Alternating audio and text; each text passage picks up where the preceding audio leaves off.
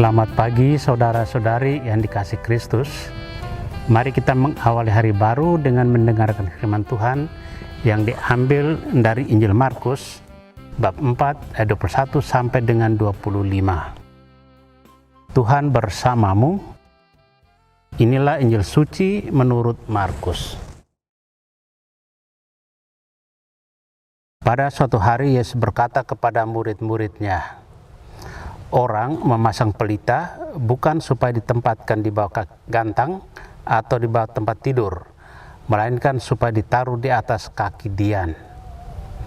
Sebab tidak ada sesuatu yang tersembunyi yang tidak akan dinyatakan, dan tidak ada suatu rahasia yang tidak akan tersingkap. Barang siapa memiliki telinga untuk mendengar, hendaklah ia mendengar. Lalu Yesus berkata lagi, camkanlah apa yang kamu dengar. Ukuran yang kamu pakai untuk mengukur akan dikenakan pula padamu, dan malah akan ditambah lagi. Karena siapa yang mempunyai akan diberi, tetapi siapa yang tidak mempunyai, apapun juga yang ada padanya akan diambil. Demikianlah sabda Tuhan. Saudara-saudari yang dikasihi Kristus, tema yang akan kita renungkan hari ini menjadi cahaya.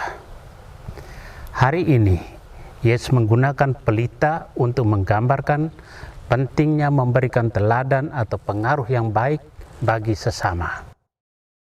Pelita yang memancarkan terang memungkinkan orang tidak berjalan atau bekerja dalam kegelapan. Pelita yang menghasilkan terang membuat orang tidak terantuk.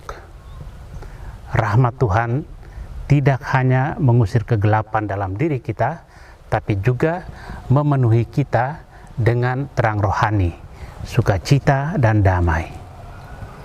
Yesus dengan ini menekankan kepada para muridnya untuk hidup dalam terang kasih dan kebenaran. Yesus sendiri adalah sumber terang itu. Melalui wafat dan kebangkitannya, ia menghalau kegelapan dosa dari hati dan budi manusia. Para murid harus berani tampil untuk menjadi terang kerajaan Allah bagi sesama. Tuhan ingin kita menjadi terang seperti pelita yang dapat diletakkan di atas kaki dian, sehingga menerangi seluruh ruangan dan siapapun yang tinggal di dalamnya. Iman kita kepada Tuhan haruslah membuat kita berani, tidak takut, dan menyembunyikan diri di bawah tempat tidur. Supaya iman kita semakin teguh dan kita berani mengamalkannya, kita harus mendengarkan Tuhan. Karena untuk itulah Tuhan menganugerahi kita telinga. Pertama-tama untuk mendengarkan Tuhan.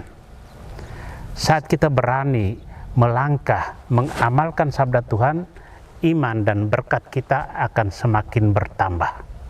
Sebaliknya, kalau kita tak berani melangkah, iman akan semakin lemah dan hilang.